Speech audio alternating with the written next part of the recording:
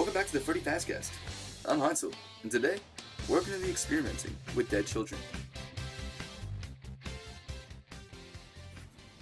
Hey there, and welcome to the FAZCAST. I'm Heintzel, and this is Zach, also known as Super Luigi 11 on YouTube, and today we're here to talk about the original Five Nights at Freddy's, the basic game that started all this. Episode 1, baby. Let's do this. Yeah, so before we talk about FNAF 1, I think we should just talk a bit about this podcast and like why we're doing it, kind of what it even is, what we're going to talk about, how often it's going to be happening, all that sort of stuff. Exactly. So yeah, if you want to start with any of that. Okay, so I think, at least at the beginning, we're going to be focusing on the mainline games, just talking about those, giving our opinions on the lore, mostly, the gameplay, the atmosphere, the impact of the game, and just everything about it, all the fun stuff. Yeah. So this podcast we figured would be a good idea. I mean, in our daily lives, whenever we see each other, we'll end up having a conversation about FNAF somehow. Do I know you? Yeah, we don't know each other, though. We've never met, so just crazy YouTube collab. We don't know each other, actually. Yeah, you know how these YouTube collabs are. I know. All right, so if we just want to get into it, let's just start with something basic and just let's give our basic opinions on FNAF 1. Do you like the game? Is it fun? Yeah, go ahead. You go first. Okay, FNAF 1. Okay, so I didn't start with FNAF 1. Let's start this out. Like, I did not start playing FNAF with FNAF 1. Now, that being said, FNAF 1 is amazing. The atmosphere of the game is, I think, the best part. Its best attribute is, like, you actually feel like you're sitting in this office. I don't know. There's the background noises, the random sounds. You don't know what's going on. I like how Scott just do that in it. There's, like, random noises that just kind of throw you off. And the gameplay, I think it's simple enough for what it was. We'll see, like, way more complex mechanics later in the series, but I think it was fine for what it is. I think it really was a perfect start to the series. You have any thoughts on it? So, my opinions of FNAF 1, when it came out, it was definitely like crazy for the time and everything. I think looking back on it now, to be personally honest, I don't have fun playing FNAF 1. I just don't. Maybe that's because I've played through it multiple times and the 420 mode's become kind of just like easy at this point. It's like, so it's just not one of my favorites to play through, but there still is something really unsettling about it that I don't get from like any of the other games. It's just a very creepy game, even no matter how many times you play it, even if the jump scares don't get you. It's just kind of like that creepy atmosphere. The atmosphere is so nice. I'm currently in the closet of right now of the Freddy Fazbear location, so I know. Oh, wow. Yeah. Did you say how they Golden Freddy back there? He's not in this closet. Different one. Oh, different closet. Yeah. But yeah. Okay, which that can actually segue pretty nicely into our next topic, which I think is lore based. Is what is Golden Freddy? Why is he there? What's his purpose? Purpose of our little friend Golden Freddy here. You want me to start? Yeah, I'll let you start most of these. Okay, that's fine. That's fine. So, Golden Freddy, right? We don't have any mention of Fred Bears yet. We don't have anything with the bite victim, so we don't really know anything about Golden Freddy at the time. Which is what I think people loved, is that there's this random character that pops up in your room. It's pretty much an Easter egg, because he's very rare. It's very rare they'll even be in your room. And then you have, I know you were going to mention later, the 1987 little Easter egg there with the custom lights. And I don't know, he's really cool. I think it's cool. It brings up more questions, and I think FNAF would go on to be more about the mystery of Freddy's and less on the gameplay, which I don't know. Maybe I'm wrong. That's just my opinion on it. I think they'd have started focusing heavily on the story more than the actual gameplay.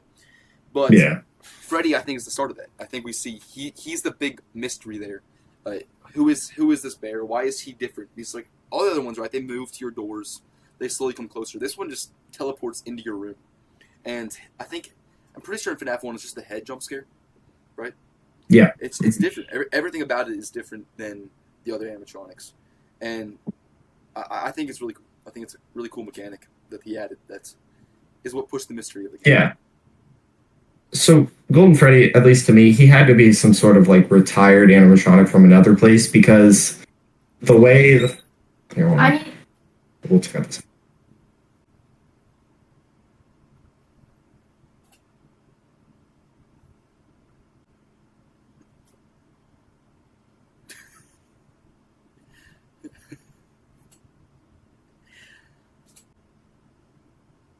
It had to happen at some point. Is that your sister? Yeah. Hey, Anyway, that's the power. blooper reel.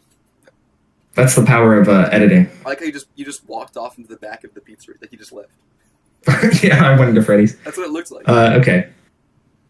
I'm gonna cut that out of mine at least. So here, I'm gonna Again, blooper reel. get us back in. When do you pick a blooper reel? Yes. Okay, we're back. Sorry about that. It's just life. People come to my room. Anyway, I just had to go to the back of Freddy's real quick. They just needed me for something. So, My bad. anyway, what I was saying about Golden Freddy, the way the FNAF 1 building is set up, there's, the main stage that fits 3 animatronics, and then there's the side Pirate Cove for Foxy. There's no room for Golden Freddy in the main room, so he definitely wasn't, part of this building's kind of setup. So he definitely came from somewhere else. They didn't know where to put him. They just put him in a back room, this broken animatronic. And, I think... That's a good point. Yeah. I do bring up a question, though. So, if Golden Freddy's in the back room, right, and we know this is pre-FNAF 3, is the Spring Bonnie costume also back there? Or does William keep that, at his house? I would be led to believe that it's in the building, because isn't that the one he uses to go around and kill the kids, which I think did happen in this building. So I assume he leaves it in the building, that he can just use it when he feels like it. Okay. So I just think at the time the game was released, he hadn't thought it out all the way. Scott hadn't thought it out all the way, so. And Help Wanted lore and Glitch Trap. Yeah, I'm sure he was thinking about Vanny in 2014, but obviously have Vanny planned out. Come on, that's not even negotiable. I mean, Vanny's the biggest lore point of all time in Final Fantasy history. Part of her own game. I mean, the amount of screen time she. Anyway, so yeah, I just think that's the only reason Golden Bonnie or Spring Bonnie doesn't appear in the Golden Bonnie. the first game is because shut up. Because he didn't have the plan, but yeah. Exactly, and that's when Golden Bonnie appeared in FNAF 3. I don't know Golden Bonnie, so I'm confused. Or was Golden Bonnie in FNAF 4? Yeah. Sorry. Golden Bonnie, yeah. All right, so Golden Bonnie's canon now. All right, that sounds good. Okay, so I will go ahead and ask you a question that can get us into our little next topic of lore, and that is, who is the Night Guard? What are his motives? I mean, obviously, we know the Night Guard's name on the paycheck is Mike Schmidt, but who is that? What is his importance? So, obviously, Mike Schmidt in the games is not Mike Schmidt. At least I think that's pretty clear. In the movies, we get actual Mike Schmidt with the Schmidts. Yeah, that's where it gets kind of weird. I just think it's their own continuities. I literally made a whole video on this about what I thought was canon to the game story, and then everything else. Yeah. Go watch that if you haven't already. Yeah, go watch that, by the way. Thank you. But like I said, different continuities, and I think that's just a different story Scott wanted to go with. I think he wanted to make it clear that there are 2 different continuities so they didn't get mixed up. But anyways, the game's lore. I think Mike Schmidt has to be Michael Afton. I think that's who we play in every single FNAF game pre-Help Wanted. That's just what I believe. And I think... do you want me to go into the purpose of why I think Mike is there? Yeah, go ahead. Okay, so I think that Afton has a sort of control over Mike. He makes him do stuff, right? We see him go into Sister Location Bunker because that's what his dad told him to do. I'm assuming that's why he's there. He's there to put either his sister or his brother back together, right? So I think that Afton, again, because of the murders, is not allowed into the pizzerias. So he sends his son to go do the dirty work for him, to go get the parts, right? We literally see him in FNAF 3 taking apart these animatronics with an axe or whatever you want to call it. And I think that's what he's sending Michael in there to do. Obviously, he fails, but I think that's what he's doing. I think he's going in there to try and take apart the animatronics. We see this at the end of the game when it mentions him tampering with the animatronics. And I think that's what he was supposed to be doing in there for his dad. I look at it from a different way. I think he knows what his dad was doing, or at least has some sort of a general idea of what happened and that his dad was involved in it. Because I'm sure everybody in the area kind of knew about this big tragic incident, and I'm sure he knows his dad has something to do with that. So I think he is like trying to investigate and like trying to see what's happening. And obviously, if he has the Afton name, he can't get in. So he would come up with a fake name for that. I think he's trying to investigate, and that's why he's tampering with the animatronics. Okay, so you think so you do think he knows about the missing child incident, or he doesn't? I think he knows it was his dad, and he's trying to prove it to investigate. Yeah, and that's why he's tampering with the animatronics. Okay. I mean, I can see that. I can see that as well. Because this is getting into a different point of the lore, but I think, Henry was framed for all this, and he's the one who went to jail. And so if Michael Afton knows that it was his dad who did it, he's going to want to investigate that and be able to prove that it was his dad, not Henry. Okay, so I really like that theory. I love the theory about Henry going to prison, because we don't see him. But I'm going to bring up a counter argument here, right? We see that Afton isn't allowed in the pizzerias after this. If Henry was the one that went to jail, why would Afton not be allowed back in the pizzerias? Because he would still be the owner, right? Yeah, that's a good point. I mean, it could just be a thing of like, this happened under both the owners' watch because they were co-owners. So it's like it could just be a thing of this is tragic incident happened. Forced to leave the company. Yeah. Okay.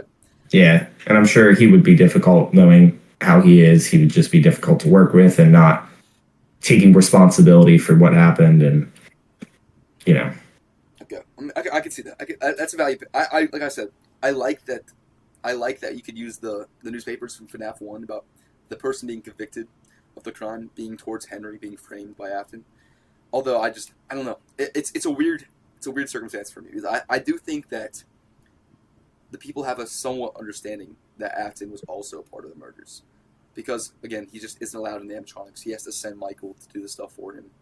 But, again, that also depends on your placement of sister location in the timeline. Yeah, speaking of the newspaper, I have it pulled up here. So I think it's this one. It says, 2 local children were reportedly lured into a back room during the late hours of operation at Freddy Fazbear's Pizza on the night of June 26th.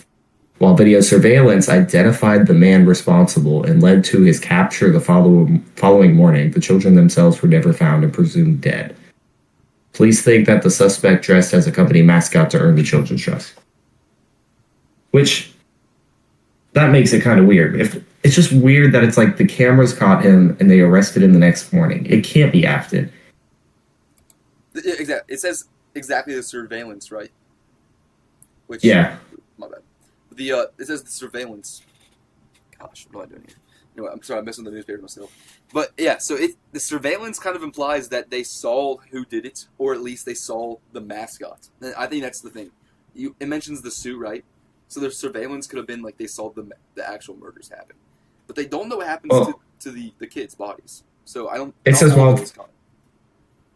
while video surveillance identified the man responsible. So it couldn't have been Afton though, because again, surveillance, right, probably caught him removing the suit, like taking the suit off. I think when it says surveillance caught the man, it just means they saw a man in the pizzeria at late hours, which equally could have been Henry. Okay, I mean, as another co-owner, that would make sense. Because realistically, if you got caught for murdering like multiple children, you're not going to get out of jail anytime. Like you would be in jail for the rest of the series, basically. Yeah. So there's no way. 5 children, I'm assuming you would. But at the same time, it says the bodies were never found, so I don't know if it actually caught the incident on camera, and he would have gone to jail for a bit, and then it was like, nothing was ever found. There's no evidence for this. You're free to go, but you are not allowed back at Freddy's.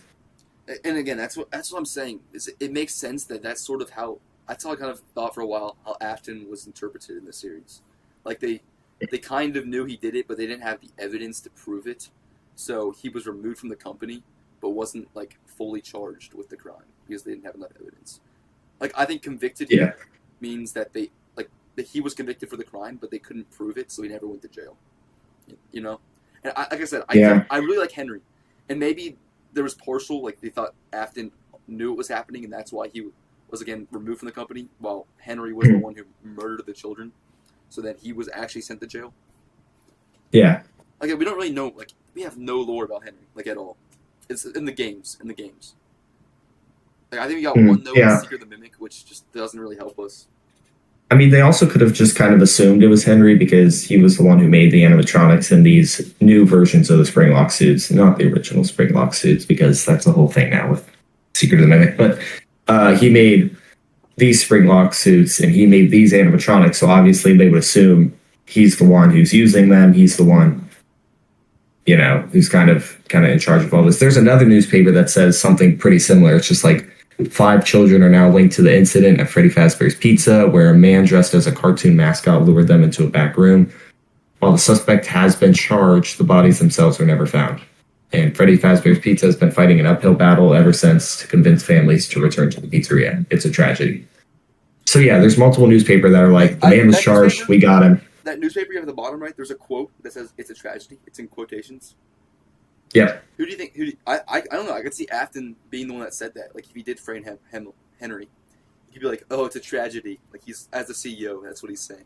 I thought that was cool. I mean, it could have been. Yeah, if it's in quotation marks, but there is actually a comment from the CEO when it says that on a different one. Yeah, it says a different newspaper says local pizzeria said to close by year's end, and it says after a long struggle to stay in business after the tragedy that took place there many years ago, Freddy Fazbear's Pizza has announced it will close by year's end. Despite a long year search for a buyer, companies seem unwilling to be associated with the company.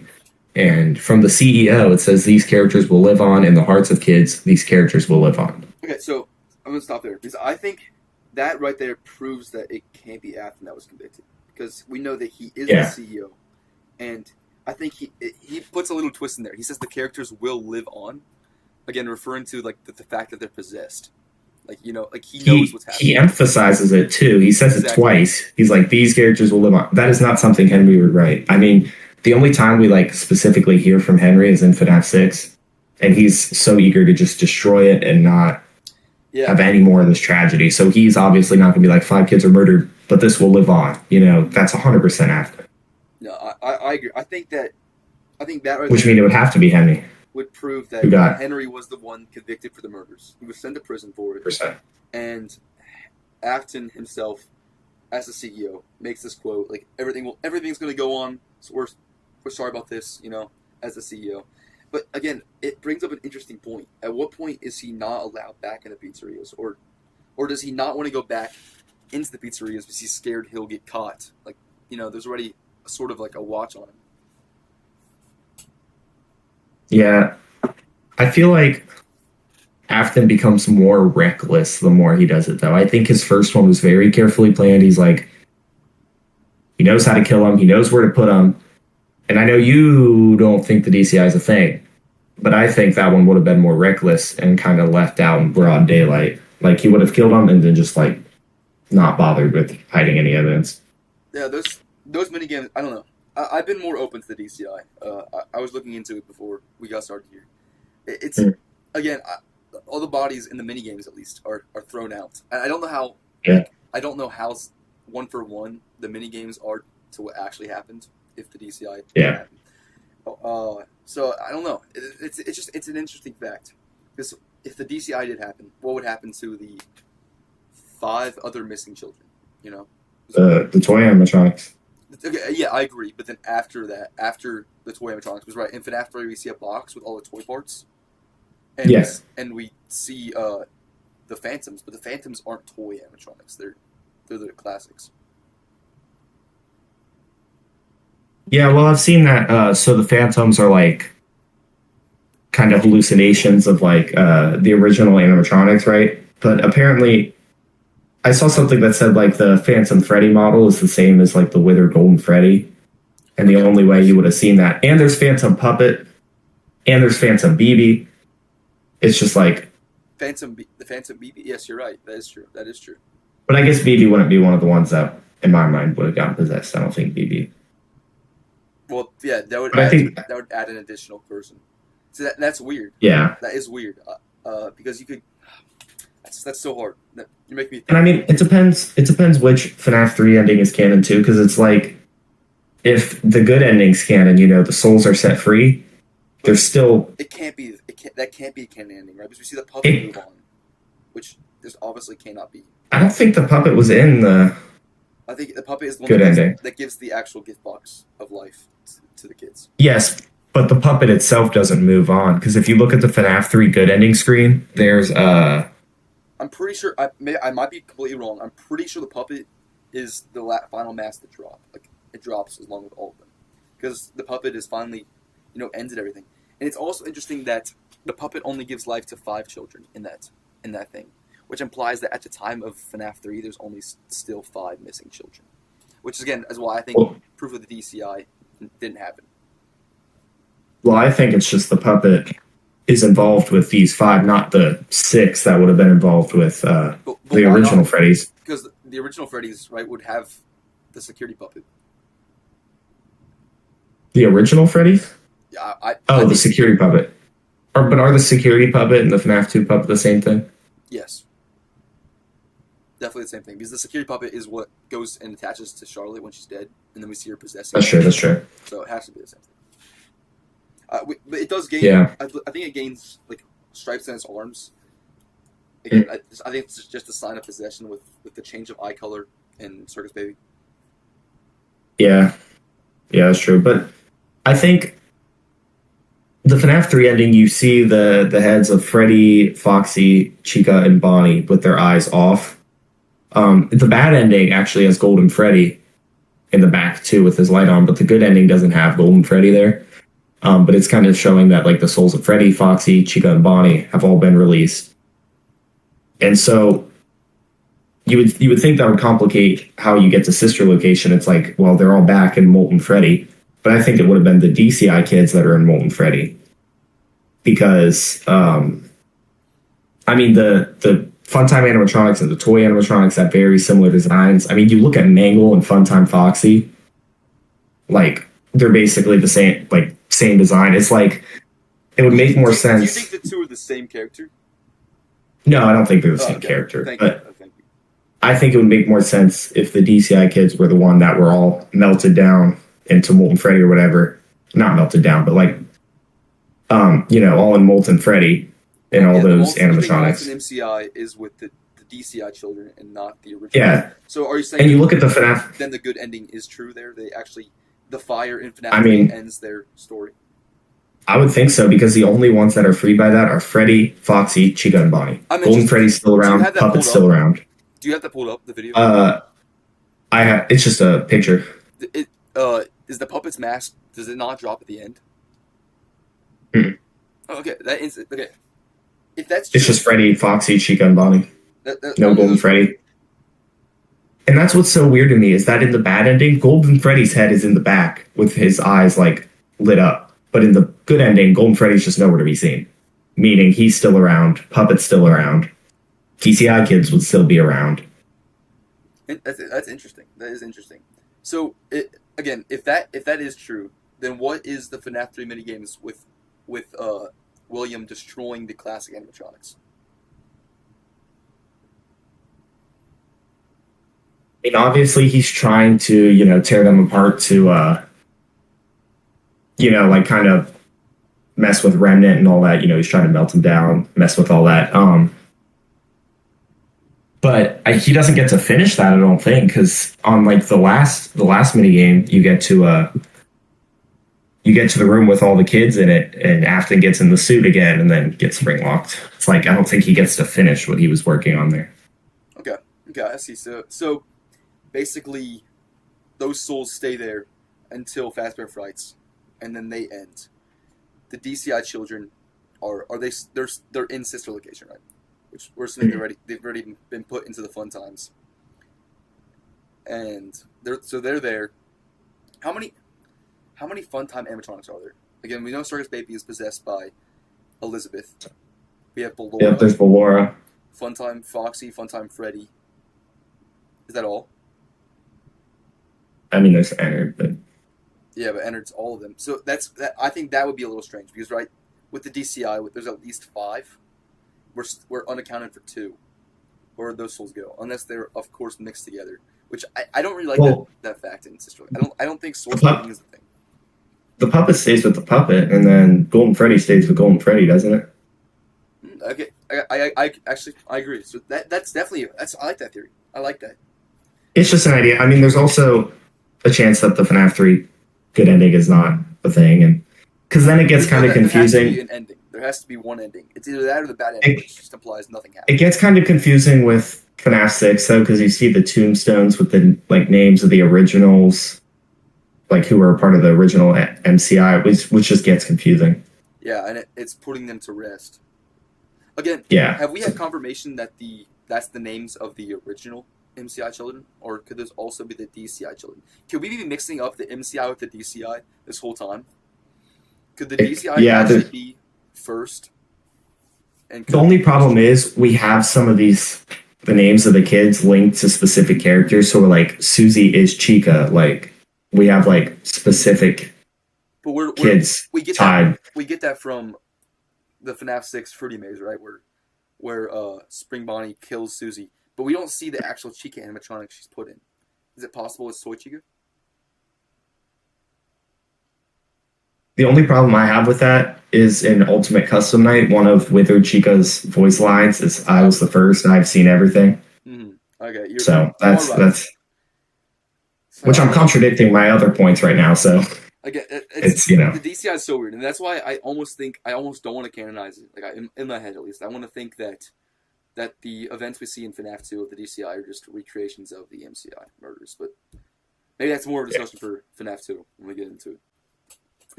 Freddy's neat. Were you going to check? Yeah, if there was which children it was in the back, you went and asked them. Oh yeah, I just wanted to make sure it's actually Susie first, so I just went to ask her real quick. That was nice of you. I just had to ask her, so that was all. Ask her how her dog's doing. It's good. That's crazy. Her dog is canonically Mangle. Okay. Oh yeah, of course. Or at least one head of Mangle. Yeah. So I think we strayed pretty far off from FNAF 1, so I'm going to pull us back in, not necessarily with a lore question, but let's see. I'm back. You pulled me in. This is more of just a fun hypothetical question for you. If you had to remove one of the core 4 animatronics, just from all of FNAF, every variation of them, completely wipe them out, which one would it be of the 4? Freddy, Bonnie, Chica, Foxy. Okay, so this is hard. I'm between 2. Again, Freddy has to be there. We get so many iterations. Yeah, of course. Love Freddy. I think I know which shit it's between. Bonnie, I also agree, needs to be there. I love Bonnie. Huh. I do. I think Bonnie's in every iteration. It's just weird that he's not in Security Breach. I think that's weird. But Bonnie with Spring Bonnie and all that, he kind of has to be there. Now, I'm between Chica and Foxy, which I think you're going to think is really weird. Because I just think that Foxy doesn't have, I don't know. I just think in the modern series, we don't see much of Foxy. I mean, we get Roxy, right?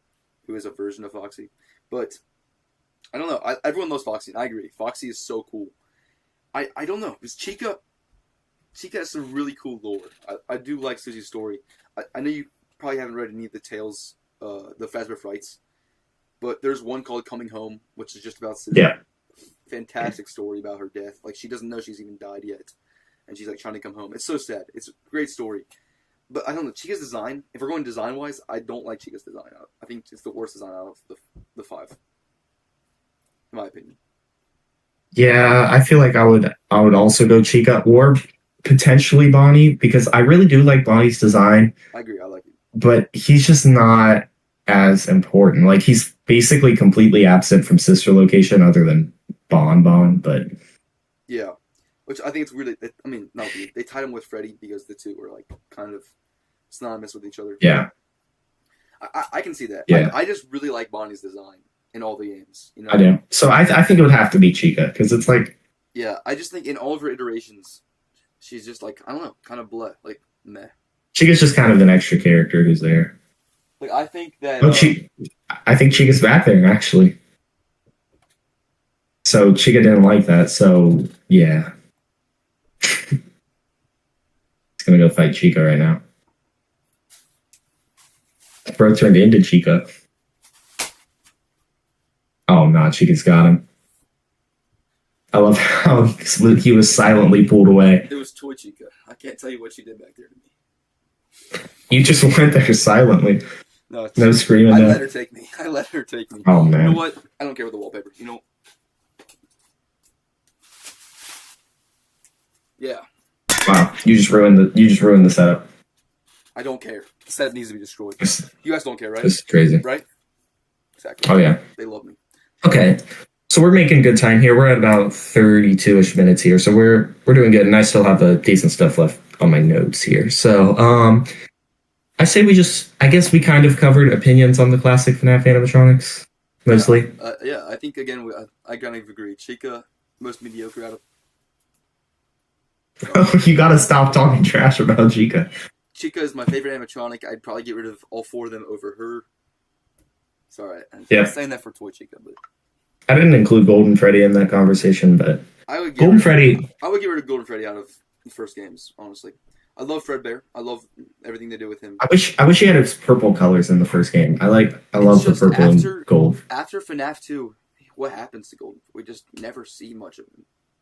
Yeah, that's kind of weird. You just have like regular Golden Freddy, and then you have Wither Golden Freddy, and then he's gone. Yeah, it really is just gone. Like we don't even get mention of him. I'm guessing Casty is in Molten Freddy. It's just weird. He's been his own animatronic for some time. You see, this is how Golden Freddy should have looked. Just solid gold. Solid gold. I mean, after Fazbear Entertainment, right? They were so wealthy. They might as well. I don't think at the start they were, though. I think at the start it was the whole idea was that it's like this small pizza chain that a few people have heard of, and it's just kind of like a local. I mean, like we have our local places that we know, and it's like Secret of the Mimic, which implies that they had enough money to try and get Edwin's company shut down. Like they were, I don't know. It sounded like they were a bigger player. The thing about that, I don't think they ever had the money to pay for that project. I agree. They weren't going. They were never planning on paying him. They were trying to get him bankrupt. They were just trying to find an easy way to claim his stuff. Yeah. And it's like, but like I don't understand why a small company would even try that. I think they had to be somewhat because they know it would just destroy him and they get all the stuff. I mean, that's because it's kind of like they were just one of the clients of MCM. They were just another client. They weren't like bigger than the rest or better than the rest. He just treats Fazbear as another client. So it's like I don't know. He calls Henry by a nickname. He calls him Hen, like they're friends. That's because they've probably talked a lot, but that he's still just a local kind of. I don't know. I mean, once we get to the Pizzaplex and stuff, it's kind of. Yeah, I mean, by that point, they're definitely very big if they can do that. Yeah, I don't think at least at the start it's like some nationwide, everybody knows Freddy's. Because FNAF 6 is like, I think that was the final. Like there was no more Freddy locations, and he opens one final one to draw them all back. And then out of nowhere we get the Help Wanted video games that I mean, maybe that's what brings back Fazbear Entertainment with the story. Like, oh, there's a big video game out here. I think this will be a different conversation for later, but at that point, who's running Fazbear? That is a great topic. I think Matt Pat brought up that it was likely Miss Afton. I think that's a character we haven't seen much of. It's possible because again, that was when we had Security Breach only, and we could have seen her as like trying to bring back her husband. Like she was just as bad as he was, and she wanted to bring back her family. But again, the mimic is weird. The books tell us like it's a random guy. I don't like that. I don't like that interpretation. Random dude. It was I forget. It's like Mr. Banks or something like that. I don't even know. It's just weird that this random guy is. Sorry. This random guy's so negligent. It's just they're still negligent like Afton was. It seems like it's still the same person running it all.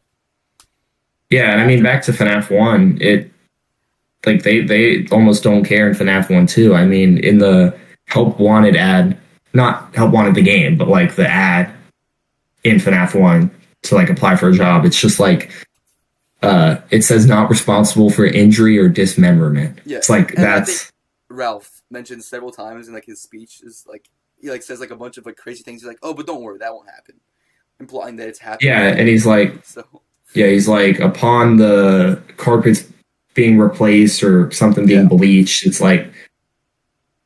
He's like blah blah blah. Dead. It's like they obviously know they're making fun of themselves a little bit, but like they know there's bad stuff happening, and they just don't care.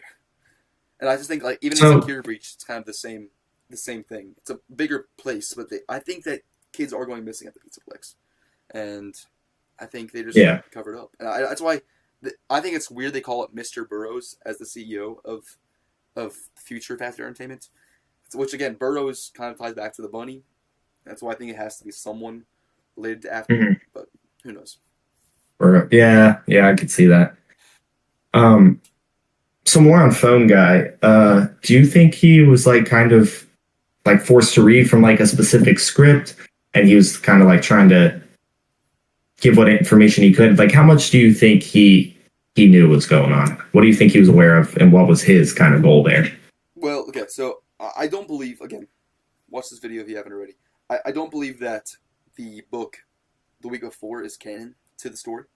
That's at least my interpretation of it. But The Week Before tells us that Ralph had been working at Freddy's locations for a long time. And then we get mention of a similar employee all the way back in Seer the Mimic, which could imply that Ralph has been working for Edwin's company and then Fazbear for that long. You know, he got poached by it. So he probably knows a lot. And I think he kind of points that out by, like, he knows about the animatronics and, like, check the suits and all that. I think he knows more than he's letting on. I do believe that. But I think he also knows that he's being listened to by the company, so he can't say too much. I don't know. That's just my interpretation. I don't think we get much about Ralph because he's not as important as other characters, but he is in FNAF 1, 2, and 3, so somewhat important. Yeah. So FNAF 1 is where he would die, right? Night 5. No, 5? Is it 5 or 4? It's either 4 or 5. I think it's 4. So I think it's 5 because then 6 is the 5 call is the random, like, grunting. Oh, then is there no call on 6? I don't think so, but maybe I'm wrong. I might be wrong. Again, I'm not a huge expert on FNAF 1. Yeah. So yeah, he dies in FNAF 1, which would mean that FNAF 2 would have to be a prequel. Again, that's why I know we mentioned earlier. I just think it was always intended to be a prequel. Like, he knew that. That makes sense. Yeah. So yeah, that's my. All right, let me take a look here. So the big thing of FNAF 1, the only kind of big lore point that's mentioned in FNAF 1 is the bite of 87. And there's not big context to it. It's just a random lore drop by Phone Guy. He's just like, there's the bite of 87. This guy lost his frontal lobe. And that's it. That's all he says. Can't walk around during the day. Yeah, that's all he says. So clearly, the animatronics could walk around during the day. There was someone working a day shift. They got bit. Yeah, and I going to FNAF 2. I think we get the answer to that. Who it was. Do you know the name? What's the name? Jeremy Fitzgerald. Jeremy Fitzgerald. Was the daytime security guard that got his frontal lobe bit off. Yeah, which is just more evidence that FNAF 2 is first, because it's like the bite happens in the FNAF 2, and then FNAF 1 happens. It's like, which gives us a clear a date for the FNAF 2 gameplay would be 87. 87, yeah. Which means that FNAF 1, the gameplay would have to be after. After 87, yeah. Yeah, and he almost makes it sound like the bite of 87 was a while ago. Like, it's something that's kind of not, like, talked about. So I don't know. Maybe that puts FNAF 1 in the 90s? I mean, there's a chance it wasn't like FNAF 2 happened, then FNAF 1 happened. They could have overlapped a bit. I mean, the gameplay, like the actual... No, the actual buildings. The gameplay would have to be separated. But that's also another thing, or another reason why DCI could be a thing, because all these newspapers reference like a tragedy that happened so long ago that could have been at the other Freddy Fazbear's. It wouldn't be beyond them to call both places just Freddy Fazbear's Pizza, you know? Yeah, well, I believe they had multiple franchises, so, you know, there was probably a lot of Freddy Fazbear's. Yeah, so some of those incidents could have occurred at, like, other Fazbear's. When it says, like, the tragedy that occurred years ago, it's like... I think it's mostly tragedy and not tragedies, which is why, again, I'm not convinced in the DCI. I know we had a whole discussion already about this, but the DCI is just... I'm still iffy on it. I don't fully believe it's not a thing. I'm just not fully convinced that it was the thing as well. Yeah, because the DCI, though, would have been a more gruesome thing. You know, the kids, like, he kills them and just kind of leaves it out. I think more people would consider that. Like, even before, right, in FNAF 1, which I'm assuming is before the DCI, he's clever about it. He hides the bodies. Why would he leave the bodies in the open? And again, that if Henry was in prison, by doing that, he would unincriminate Henry, because Henry, they obviously, this happened again with the same thing. Maybe it's not the guy in prison. Yeah. That's what I'm saying. I think, though, these guys weird. something I saw Matt Pat say on one of his videos. It's like actually like a scientifically proven thing. Serial killers, the more they kill, the more reckless they start to become because they just they get like excitement out of it. They start to just like not take as logical, and that's how they always end up getting caught. Is they just start to be reckless with it. But I wonder if he would be reckless because I think, again, he knows what he's doing. He's killing these children so he can experiment on them to try and bring this body back, or at least that or gain immortality, one of the two. So I don't know why he would have. I'm sure you'd have to think about this because he's trying to plan for experiments. He's trying to fit a goal. Why be reckless if you have a plan? Because most serial killers, right, kill for, like you said, sport or for fun. But that's not Afton. That's not what he's trying to do.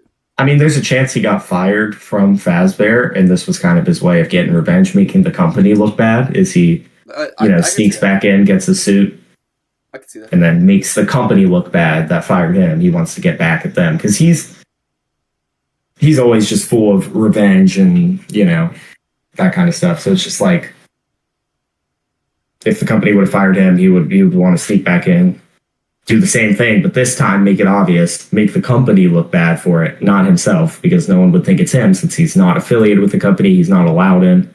So in FNAF 2, right, we get mention of the spring Bonnie suit being messed with during the day, and I wonder if, again, if we're going to DCI, the DCI was first. And the FNAF 2 murder, the spring body suit being moved. I wonder if the MCI happened at that location. William put the bodies in the withered animatronics. Again, that would make more sense why they couldn't find them because they're not checking these old withered suits. They possess them, they get refurbished, and then we get FNAF 1. That could be true, but the only problem I have with that is if someone was working on the withered suits. Well, you could say to refurbish them, you think they wouldn't? I mean, I do think that William would have removed the bodies, or they would have found. Eventually, the police found the bodies. That could be true. I think it'd make more sense for the MCI to come first. It happens in the first building. Henry goes to jail. Afton gets fired, and then Afton's like mad for getting removed from the company, and that's why in FNAF 2, phone guys like don't let anybody in, especially concerning previous employees. They have the whole like facial recognition thing to detect, certain people, which I would think would be Afton trying to keep him out. Yeah. And then he would sneak back in, take the suit, kill the kids. And that's why in FNAF 2, it's like somebody moved the suit. Like, this is bad. And it's like, Okay. I can see that. I was just throwing that. I've never heard that before. And I just wanted to throw that out there. But that was it. Yeah. This just came to my head real quick. Yeah. Let me see how we are on time real quick. Let me take a look at what else I got on my notes. Okay, so I wanted to talk a bit about gameplay. Because we haven't really discussed the actual gameplay of this game at all. This might be a conversation I lead a bit more because I guess we haven't fully kind of explained this about us. But between the both of us, we have a pretty wide variety of what we know about FNAF and kind of what we've experienced. So me personally, I think I've experienced more of the gameplay side. I beat all the 20 modes, all the max modes, Yeah, done all that stuff. So FNAF 1 through 4, I beat. I'm still working on Sister Location. 6, I haven't touched. Ultimate Custom Night, I haven't even looked at it. Yeah. And then all the modern games I beat, but yeah. Yeah, so from a lore standpoint, I know lore, but he knows more lore than I do. From a gameplay standpoint, he's good at the games, he plays the games, but I've got a bit more than that. So, 100% agree. So yeah, that's kind of both of our sides of kind of where we are in the FNAF, what's the word, community? I don't know. Also, this just popped in my head. I just wanted to mention this. What was one of the original names that the podcast could have been called? Something Pals. Pizzaplex Pals. Pizzaplex Pals. Would that have been a better name? Yes, let us know in the comments. Listen. Would Pizzaplex Pals have been better? You asking me? No, it wouldn't. Because the answer is no. The answer is no. The FAZCAST is way better. But no, I just thought that was so funny when we saw Pizzaplex Pals. I just needed to bring it up. It just popped in my head. Yeah, also, something we forgot to mention. You guys can ask questions in the comments, and we will answer them the next week. Episode 2, baby. Thing. Once we get to like episode 3, it's like an official weekly series. But no one said that. Yeah, I said that. Oh, sorry. I said that. So once or you can ask questions in the comments. We'll answer them next time. It could be really anything. Five Nights at Freddy's. It doesn't even necessarily have. What is going on over there? I'm punching you. You just can't see it. Watch, ready? Oh. Get ready. Oh, because on my screen you're gonna look real stupid because I'm on the other side.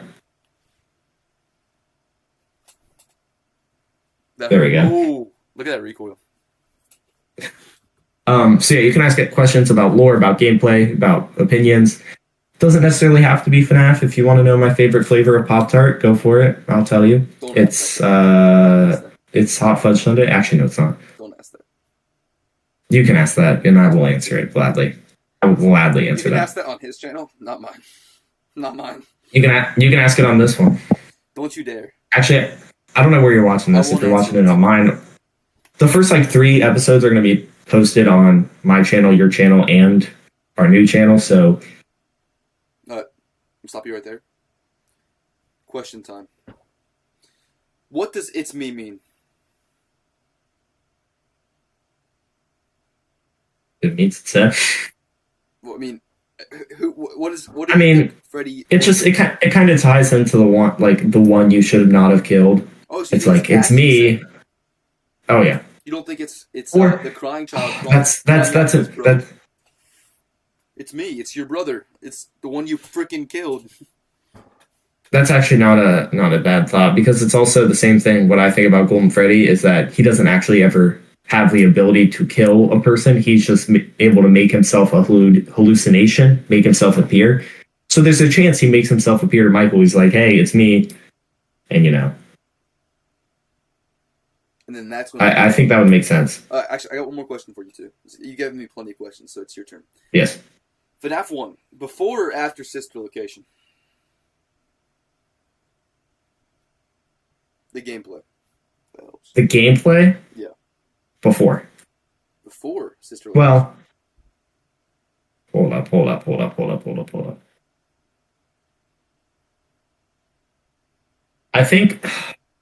I guess it makes sense to be after, because, and that would also tie into his motives more, because, you know, the first thing Michael does would be go into the sister location bunker because his dad asked him to. He's like, okay, I don't know why you want me to go into any of this or whatever. He's like, okay, whatever.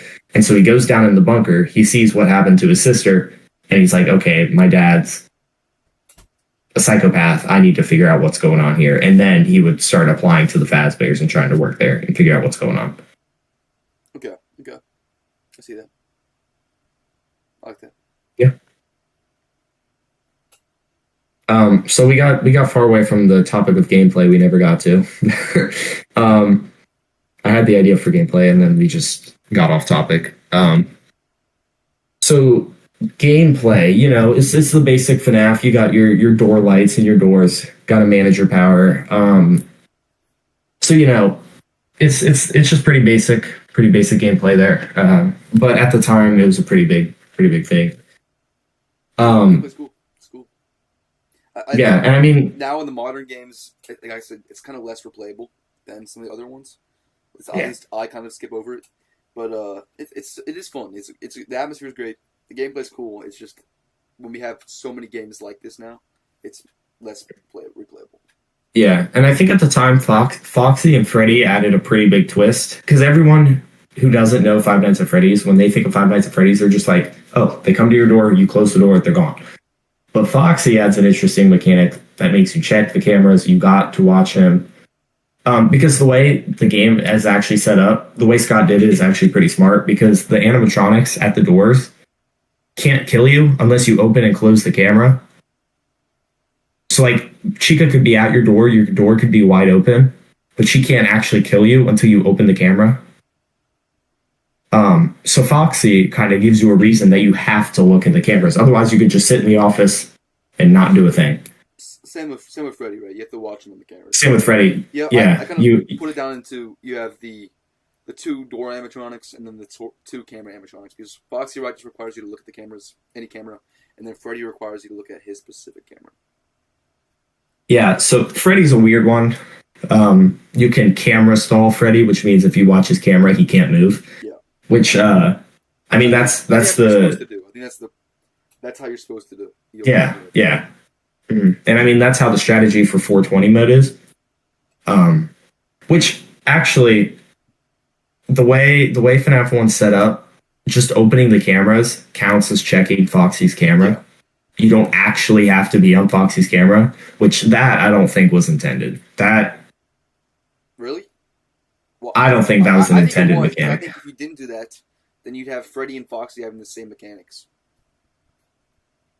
You got to switch between their camera. I think I don't know. that wasn't a. I mean, I guess you could say that because Bonnie and Chica have very similar mechanics. Just right now. Yeah, because the way you do 420 mode, you let Freddy get to that corner by you, and you just watch Freddy's camera, and it just counts as checking Foxy.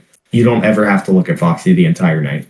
Yeah, which I like it like that, honestly. I like it like that, but I don't think it was intended to be like that. Okay. But that's about all I wanted to cover on like specific gameplay. You know, the 420 mode is very easy, probably the easiest 20 mode out of the series. If anyone plans on beating one, that one's pretty easy. I'll probably make a tutorial on it at some point, but tutorial just released today. I don't know when you're watching, not today when you're watching this, but last week for you. Yeah. On FNAF 1 Night 2 on Heintzel, so go check it out. Oh yeah. FNAF 1 Night 2. When's... Also, I do have a question from a viewer here, so can I pull that up real quick? Yeah. Okay. Caleb425 asks, how big is Freddy's Fazcock? Is that actually what he said? Mm-hmm. Go ahead. How big? Something tells me that's not a real account. It's right here on my phone. Look, I can't show you, but it's on. You're just on the home screen. No, but I was looking at it. Yeah. You were on the lock screen actually. Yeah. See, look right there. See. And this is lore I do not know myself. Mm-hmm. So you'll have to go figure that one out. Play the game for yourself. You know. Can you just go check? You're there. Right? No, it's just I am there, but Freddy doesn't come off stage, and it's just a long walk to the stage. Wait, he doesn't come off stage, or? Yeah, exactly. That wouldn't be appropriate. I would have to. He has to do it behind. He has to do it in the back. He has to do it behind. Yeah, yeah. I'd have to go to the stage. So. Okay, I understand. It's fine. Yeah. Also, you're draining a lot of power. I'd recommend opening those doors. Listen, I just want to be safe. You know, it's only been 1 hour, so. So I want to go over just some of the Easter eggs in the original game. Yeah. I think I have some of them pulled up. Let me find them. Let's see. So there's obviously the It's Me stuff that appears all over the screen. You know, you can see a poster of Golden Freddy in the corner. Golden Freddy will appear in your office. So that one's obviously the most known Easter egg is Golden Freddy. But there is actually a 1 in 10 chance that when Foxy leaves his cove, that, the sign that says out of order will change to It's Me. I've seen that, yeah. So that one's a pretty cool one. And, I don't know if there's any lore significance behind any of these, but it's just... Well, I think you could take that, right? I personally believe the Bite of 87 was done by Foxy. And It's Me, with the 1987 thing with the custom night. Kind of the Bite at 87, and then we see Foxy's on his stage with 80. Yeah. With It's Me. So maybe they're tying those two together. And that's another Easter egg that actually came in an update of FNAF 1. When you put in 1987 in the custom night, you'll just get a Golden Freddy jump scare. Well, that, and they also, they fixed how Scott spelled pizzeria. Actually? Yeah, he spelled pizzeria with an A instead of an E. It's like if you look up at any posters, it has the A in it, and he finally fixed it. I forget when he fixed it, but yeah, he misspelled it. That's actually so funny. He spelled it like pizza-ria instead of ria. So there's actually the rarest Easter egg, or one of the rarest Easter eggs in the game, is really weird. There's a 1 in 1,000 chance that when you return to the title screen, there's just an image of Bonnie with empty eye sockets. Okay, I have seen that, yeah. I have seen that. And it stays there for a while, I believe, on your screen. It's just, and it's just like such a weird thing and it's just before you're sent to the title screen. You just get that weird image of eyeless Bonnie, and it's just there. I wonder if it's implying that, at the end, right, we see our eyes popping out of the Freddy suit. Maybe that's how we're putting the Bonnie head on us. They're putting the head. It could be. Yeah, maybe it was just a fun thing you felt like putting in the game. That's what they do with our body if they kill us, right? They actually do shove it into the suits. Yeah. Which is weird. So, weird they do that, right? Again, I think they think we're William Afton, and we probably look similar because we're literally his son. So. Yeah, that would make sense. So that about covers all my notes that I have. I'll look through it again real quick, see if we've covered everything. We didn't cover the kitchen camera not working. Yeah, I think that's just maybe Scott wanted you to use your sound mechanic. It was supposed to be. Yeah, he did better at using sound in later games, which you can hear when Chica's in the kitchen. You hear her little pots and pans or whatever, but it doesn't actually really help at all playing the game, but it's there. It's a thing. You don't have to check that right side if you hear the spots. Yeah, and also that's true. Technically, you can just listen to their scuffling. You don't even have to check the lights. Technically. Yeah. I mean, I wouldn't recommend that. Yeah. Because... Yeah, that's not a part of the strategy guide. Yeah. That will be on Heintzel by the time this is uploaded. So if you haven't watched that. Even if you've beat FNAF 1 Night 2, I think you did it wrong. Come here. Thank you. Yeah. So yeah, that's about. Oh, there was one thing I want to talk about. This is just kind of a fun little thing. But Scott did an interview with Dawko, and in the interview, he said Foxy wasn't always supposed to be a fox, and there were other contenders for that. I've seen that. There was a wolf. He said a beaver was one of the options, but too close to someone else, so he couldn't do the beaver. I think a fox or a wolf would have been interesting. Get Roxy. That Foxy got replaced by a wolf version of himself in security. Yeah. So, well, kind of I always thought Roxy was a version of Foxy, but now that we have Secret of the Mimic, they're separate characters who have always been. I still think she is though. I think she's a version of Foxy. I mean, I know in kind of, yeah. I'm saying out of game lore. I think she's the Foxy stand-in. Mm-hmm. Even Roxy is just very similar to Foxy, and they're fox, wolf, similar creatures. Mm-hmm. Yeah, but I know you're saying Secret Mimic. We get Dead Eye Roxy, which we know that was her origin. Yeah. You get the Dead Eye Roxy rodeo hat or whatever. Yeah, that's one of the. And there's a cardboard cutout. There's a cardboard cutout. Yeah. Well, that's about all my notes. So if you have anything else you want to say? Oh, I do have another question. It's not lore. I already used my lore questions. But do you have a favorite memory from FNAF 1? Like playing it, like theories about it, like just what was your favorite thing? Like you're like, this is my favorite thing from FNAF 1 that I remember. Well, I know what mine is, but I'll let you go first. Like I said, I didn't start with FNAF 1. It was my first game. And I just more wanted to complete the series to actually play it myself. To know, I watched a lot of lore videos to start off with. And I know a lot of the community is like that. They don't actually play the games, they just watch the theory videos, which is completely fine. I just wanted to... Or podcasts. Exactly. Isn't there one called the FAZCAST? I've heard that one's really nice. The FAZCAST podcast? I've heard that. With Heintzel and Luigi? Anyway. The Heintzel guy, I trust him. I don't know if it's Luigi.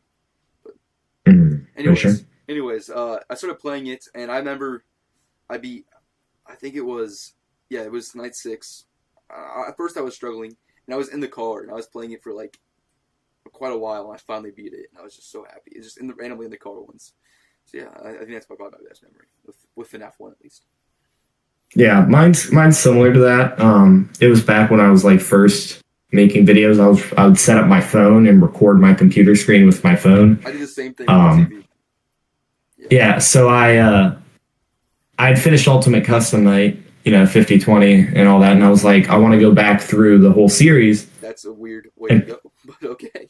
I know, I was like, I haven't played these other games. I want to go through the series. So I went to FNAF 1, And I got to the night 7. I'm like, okay, I wanna beat this mode. I'm like, 50-20 took me forever. This is gonna take forever. And I die on my first attempt at like 1 a.m. I'm like, man, this is gonna be tough. And then I beat it on my second try. I'm like, there's no way it was that easy. I still have the video. It's privated. But my reaction to that was so funny. Yeah, I mean, go watch that video, guys. He's gonna publish it after this, so go watch it. Oh yeah, I'm gonna republish it. Yeah. Anyway, that's about all I have. We're at about an hour and 3 minutes here, but some of it will have to be cut. Thank you so much for joining us on the Freddy FAZCAST. I'm Heintzel. I'm Luigi. And we'll see you in episode 2. Goodbye.